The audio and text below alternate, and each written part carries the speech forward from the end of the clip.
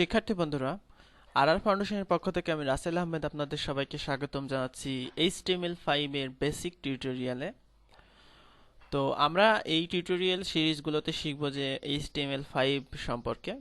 তো আমি নিজেও HTML5 শিখছি। তো এর মধ্যে টিউটোরিয়ালের মধ্যে যদি কোনো প্রকারের ভুল হয়ে থাকে তাহলে সেটা আপনাদের ক্ষমা সুন্দর দৃষ্টিতে দেখার জন্য অনুরোধ জানাচ্ছি, কারণ আমি নিজেও এটা শিখছি। যেটুকু আমি জেনেছি সেটুকুই আপনাদের মাঝে আমি শেয়ার করছি। আমরা এর আগে HTML4.01 যেটা ব্যবহার করেছি, তো এটা হচ্ছে আমাদের একটা XHTML টেমপ্লেটের বেসিক টেমপ্লেট, অর্থাৎ এখানে আমরা যে উপরে যা লিখেছি সেটা দিয়ে আমরা পরিচয় দিচ্ছি যে এটা আমাদের XHTML। আপনি চাইলে এখানে HTML4.01 লিখতে পারেন। তো আমরা এর আগে এই HTML4.01 শিখেছি এবং তার ট্যাগগুলো লিখেছি, দেখা যাচ্ছে div, ইমেজ, এইগুলো।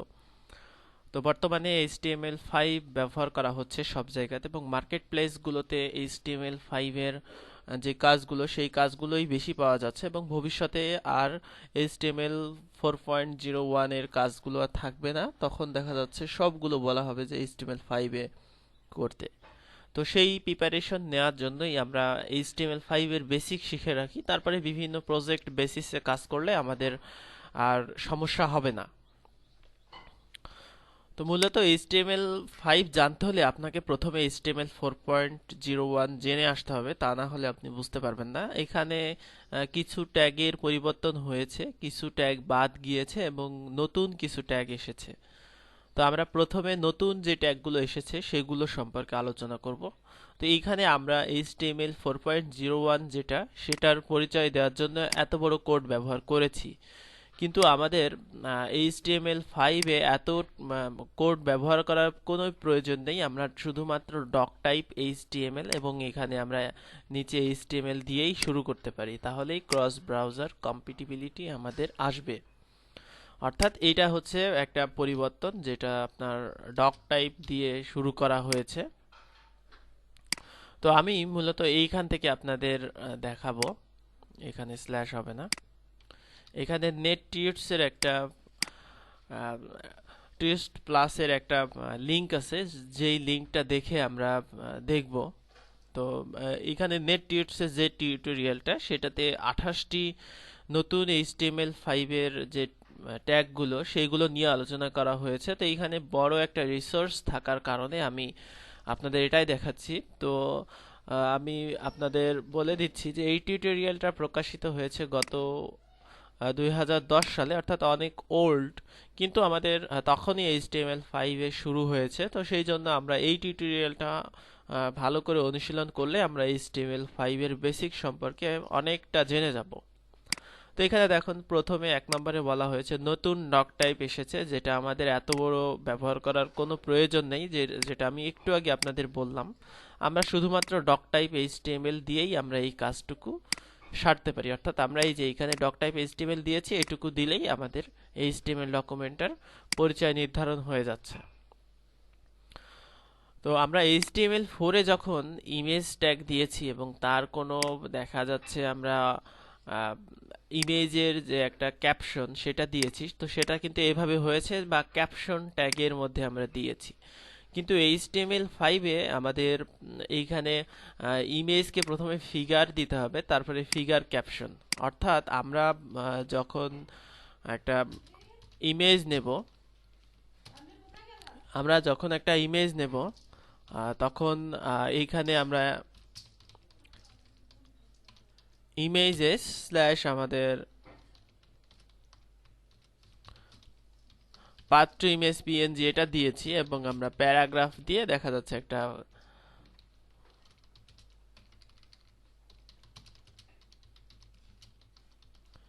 দিস ইজ ইমেজ ক্যাপশন এটা দিলাম। এটা আমরা এইভাবে করেছি, কিন্তু HTML5 এ আমাকে একটু সাজিয়ে গুছিয়ে দিতে হবে। অর্থাৎ এইখানে আমরা দেখছি যে এইখানে ফিগার ব্যবহার করতে হবে, ফিগার নামে নতুন যে একটা ট্যাগ আছে সেই ট্যাগটা ব্যবহার করতে হবে। অর্থাৎ এইটা ব্যবহার করে আমাদের লাভ কি? এটা হচ্ছে আমাদের দেখা যাচ্ছে সার্চ ইঞ্জিনের নেক্সট পান্ডা আপডেটে বলা হলো যে ফিগারের মধ্যে যে ইমেজগুলো আসবে সেই ইমেজগুলো প্রায়োরিটি বেশি পাবে, এরকম জাতীয় কোনো একটা শর্ত যদি গুগল বা বিভিন্ন সার্চ ইঞ্জিন দিয়ে দেয়, তো সেই ক্ষেত্রে আমাদের কিন্তু তখন বাধ্য হয়ে এগুলো ব্যবহার করা লাগবে। যেমন আগে আমাদের কাজ করা হতো যে টেবিল ফরম্যাটে, তো এখন পরবর্তীতে এইচটিএমএল এর উন্নতি হওয়ার কারণে ডিভ এর আমরা কাজ করেছি। তো এরকম এখন আমাদের বাধ্য হয়ে ডিভ এর কাজ করতে হচ্ছে। তো নেক্সট ফিউচারে আমাদের দেখা যাচ্ছে এরকম ফিগার ক্যাপশন ব্যবহার করতে হচ্ছে। তো এখন থেকে যদি আমরা এগুলো অভ্যস্ত হয়ে যাই তাহলে আমাদের পরবর্তীতে সমস্যা হবে না।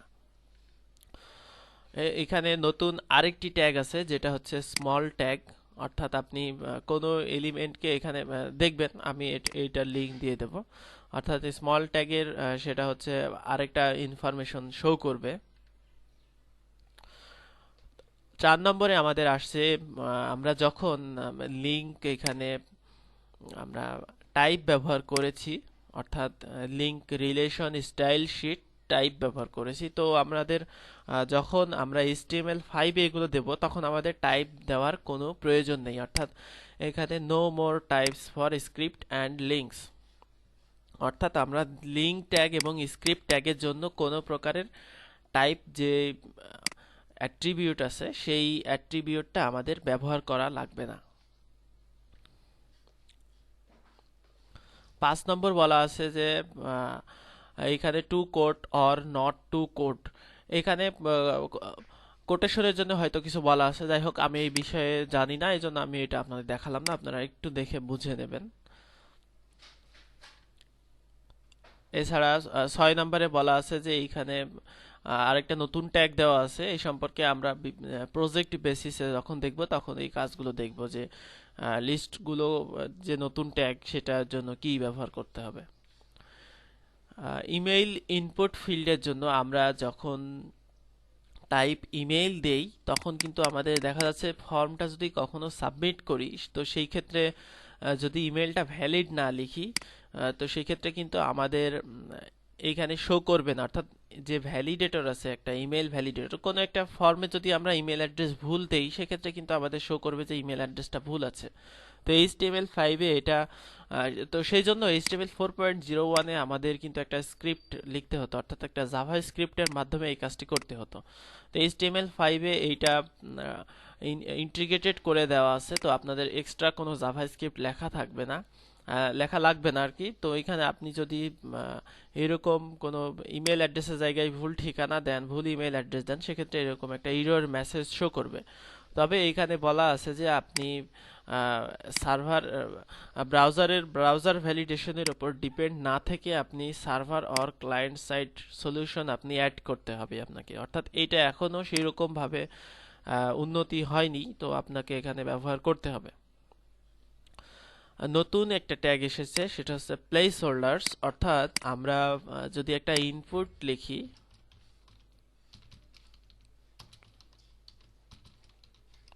এইটা যদি লিখে আমরা রান করি সেক্ষেত্রে আমাদের দেখা যাবে যে এখানে শুধুমাত্র একটা টেক্সট ফিল্ড এসেছে। তো টেক্সট ফিল্ডটা কিসের জন্য, তো সেইখানে যদি আপনি কোনো ডেমো টেক্সট দেখাতে চান, অর্থাৎ এইখানে এটা হচ্ছে আমাদের টেক্সট ফিল্ড, তো আমরা যদি কোনো ডেমো টেক্সট দেখাতে চাই অর্থাৎ সেই নতুন ট্যাগটা হচ্ছে প্লেস হোল্ডার।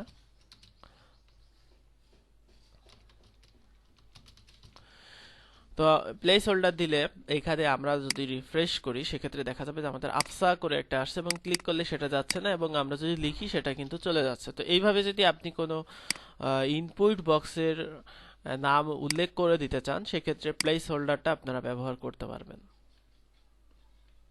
এইটা এখানে দেখাচ্ছে যে ফায়ারফক্স সাপোর্ট করবে না, তো পরবর্তীতে ফায়ারফক্স আপডেটের কারণে এটা সাপোর্ট করছে, আমরা ইন্টারনেট এক্সপ্লোরারে দেখিনি। তো এরপরে আমরা মোস্ট ইম্পর্টেন্ট পার্ট হচ্ছে যে HTML5 এ আপনার হেডার, ফুটার, আর্টিকেল এগুলো সব ডিফাইন করা থাকে, অর্থাৎ আমরা এর আগে লিখেছি div id হেডার বা div ক্লাস হেডার, তো এখন থেকে আমরা লিখতে পারবো হেডার এবং ফুটার, সরাসরি হেডার এবং ফুটার ট্যাগটা ব্যবহার করতে পারি।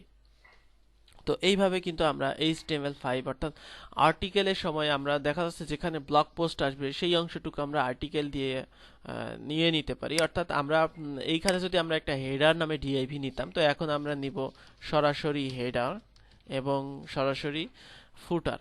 তো আপনি এখানে যদি ক্লাস দিতে চান তো হেডার এখানে ক্লাস দেবেন, এখানে আপনি ক্লাস দিতে পারেন। অর্থাৎ এটাকে একটা ডিআইভি হিসেবে ব্যবহার করা হচ্ছে, কিন্তু ডিফাইন করে দেওয়া হচ্ছে এটা হেডার। এইটা হচ্ছে HTML5 এর নতুন এডিশন। তো এরপরে আপনি এইখানে আরো যেটা আছে সেটা হচ্ছে আর্টিকেল, সেকশন, অর্থাৎ যে কোনো আপনি যদি কোনো একটা অংশ নিতে চান, অর্থাৎ আমরা যখন নিয়েছি মেইন কন্টেন্ট ডিআইভি, তো তার মধ্যে আমরা যদি দুটো সেকশন করতে চাই, তো সেক্ষেত্রে আমরা সেকশন নামে ট্যাগ নিয়ে যে আছে সেটা নিয়ে আমরা ডিফাইন করে দিতে পারি। তারপরে এখানে ইন্টারনেট এক্সপ্লোরারের সাথে HTML5 এর সমস্যা হবে, তো সেক্ষেত্রে আমরা একটা যে গুগলের যে একটা গুগল কোডে যে একটা HTML5 সিম আছে সেটা আমাদের এখানে কল করতে হবে, অর্থাৎ এখানে কিন্তু এই ট্যাগের মাধ্যমে দিয়ে দিতে হবে, অর্থাৎ ইন্টারনেট এক্সপ্লোরারের জন্যই শুধুমাত্র এইটা কাজ করবে। অর্থাৎ আমরা যদি এখানে দেই এটা এইরকম দেখাবে। অবশ্যই আমাদের HTML5 যদি ব্যবহার করি সেক্ষেত্রে আমাদের কিন্তু এটা অবশ্যই ব্যবহার করতে হবে, এবং এটা শুধুমাত্র যাতে ইন্টারনেট এক্সপ্লোরার হলেই লোড হয় সেটা আমাদের দিয়ে দিতে হবে, নতুবা আমাদের এটা কিন্তু সকল ব্রাউজারের জন্য লোড হবে।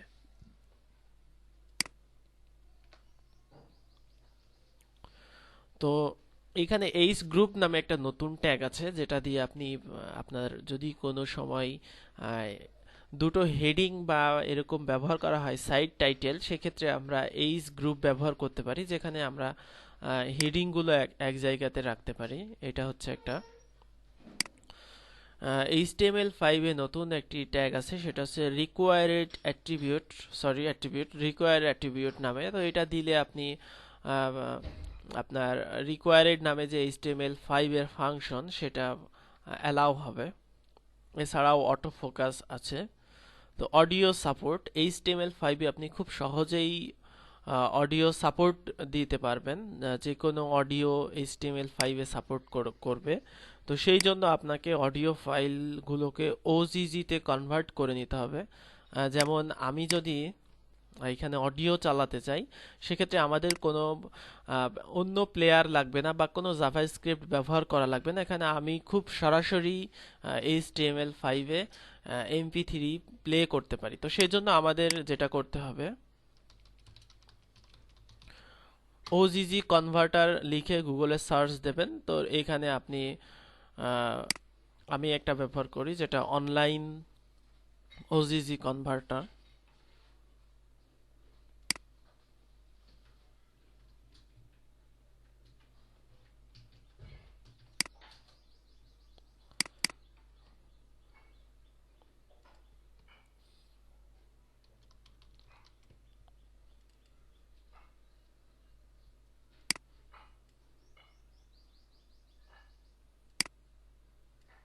যে কোনো আমি একটা MP3 ফাইল এখানে আমি অনলাইনে কনভার্ট করছি। তো আপনারা চাইলে এখান থেকে যে কোনো আপনি এখান থেকে আপনি একটা সফটওয়্যার আছে, বিভিন্ন সফটওয়্যার আছে OGG কনভার্টের জন্য, সেগুলো ডাউনলোড করে ব্যবহার করতে পারেন। তো আমি এখানে এটা কপি করে নেই। তো আমি এইখানে পেস্ট করলাম আমার MP3 ফাইলটা এবং একটা নাম দিলাম যে এই নামে দিলাম। তো আমি যদি অডিও প্লে করতে চাই, এখানে আমাদের যেটা দিতে হবে সেটা হচ্ছে, আমি এই কোডটুকু নিয়ে আসি, অডিও ট্যাগ দিয়ে আমাদের শুরু করতে হবে। আমরা যদি অটো প্লে করতে চাই সেক্ষেত্রে auto play is equal to auto play দিতে হবে। আর এইখানে আমাদের নামটা দিতে হবে, অর্থাৎ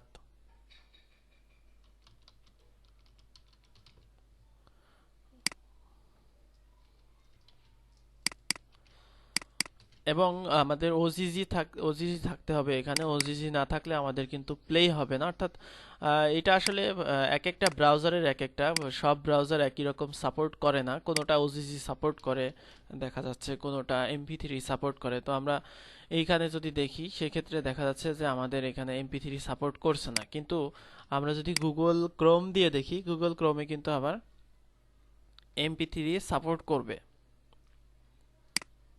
তো আমরা ওজিজিটা এখনো কনভার্ট করছি, এটা ডাউনলোড হলে আমরা দেখব।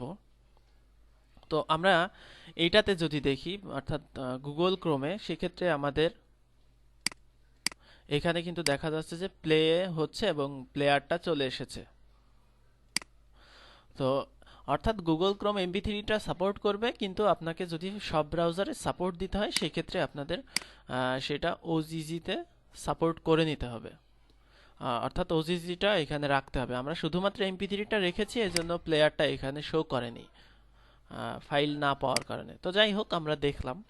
একইভাবে আপনি এখানে আমি আরও কিছু বলে নেই যে এখানে আপনি অটো প্লে যদি না দিতে চান সেক্ষেত্রে এটা কেটে দিবেন। কন্ট্রোলস, অর্থাৎ কন্ট্রোল বলতে এখানে প্লেয়ারের যে কন্ট্রোলগুলো, ভলিউম কমানো বাড়ানো, এগুলো হচ্ছে আপনাদের ওইখানে দিয়ে দিতে হবে যে আপনি চান কিনা এটা। একইভাবে আমরা এটা সেভ করে ফেলি, অর্থাৎ আমাদের এটা কনভার্ট হয়ে গেছে, ডাউনলোড হতে থাক। আমরা নেক্সটগুলো দেখি। এখানে একইভাবে আপনি ভিডিওটা চালাতে পারবেন, তবে ভিডিও চালার জন্য ওজিভি ফরম্যাটের আপনাকে ব্যবহার করতে হবে। আপনি গুগলে সার্চ দেবেন ওজিভি ভিডিও কনভার্টার লিখে, তাহলে যে কোনো ভিডিও আপনি চালাতে পারবেন, এবং অন্যান্য যে ব্রাউজারগুলো সেগুলো আপনাকে MP4-এ চালাতে পারবেন। এবং মজিলা ফায়ারফক্সের জন্য বোধহয় ওজিভি ফরম্যাট লাগবে। তো এই দুইটা ফরম্যাট কিন্তু আমাদের অবশ্যই রাখতে হবে যদি আমরা HTML5 দিয়ে ভিডিও চালাতে চাই। প্রিলোড ভিডিওস, আপনি যদি চান যে ভিডিওটার একটা প্রিলোডার থাকবে, তো সেক্ষেত্রে আপনি একটা ট্যাগ ব্যবহার করতে পারেন, প্রিলোড ট্যাগ, প্রিলোড অ্যাট্রিবিউট। ভিডিওর কন্ট্রোল যদি পেতে চান, যেমন এটা আমরা ভিডিও ট্যাগে ব্যবহার করেছি, এটাতে কোনো কন্ট্রোল আসে নাই, শুধুমাত্র ভিডিওটা প্লে হবে। আর আমরা যদি কন্ট্রোল পেতে চাই সেক্ষেত্রে আমাদের ভিডিও কন্ট্রোলস এইখানে দিতে হবে, আর এখানে প্রিলোড দিতে হবে যাতে একটু লোড হয়ে থাকে, প্লে করলেই প্লে হয়ে যাবে। এছাড়া রেগুলার এক্সপ্রেশনসে আমাদের কিছু নতুন যে অ্যাট্রিবিউটগুলো আছে, যেমন প্যাটার্ন, সেই প্যাটার্নগুলো, এগুলো যাই হোক, এগুলো অ্যাডভান্স। এইখানে সাপোর্টের জন্য যে জাভাস্ক্রিপ্ট সেটা ডিফল্টভাবে দেওয়া আছে সেটা দেখানো হচ্ছে। মার্ক এলিমেন্ট, আমরা HTML এ যদি কোনো কিছু হাইলাইট করতে চাই সেক্ষেত্রে আমরা মার্ক করতে পারি, যেমন আমরা এখানে প্যারাগ্রাফ নিলাম,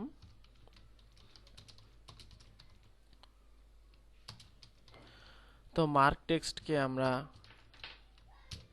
মার্ক দিয়ে দিলাম। তো আমরা যদি দেখি সেক্ষেত্রে আমাদের দেখা যাবে যে এই অংশটুকু মার্ক হয়ে গেছে, অর্থাৎ এটা কিন্তু ব্রাউজার ডিফল্ট।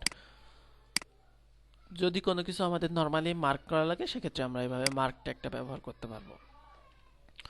তো এখানে কিছু নীতিমালা দেওয়া আছে যে আমরা ডিপ ব্যবহার করব কোথায় করব।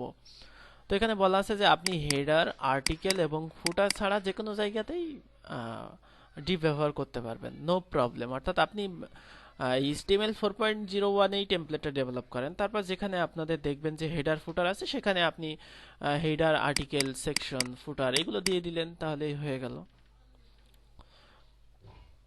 তারপরে এইখানে HTML5-এ কি চলবে না, এইখানে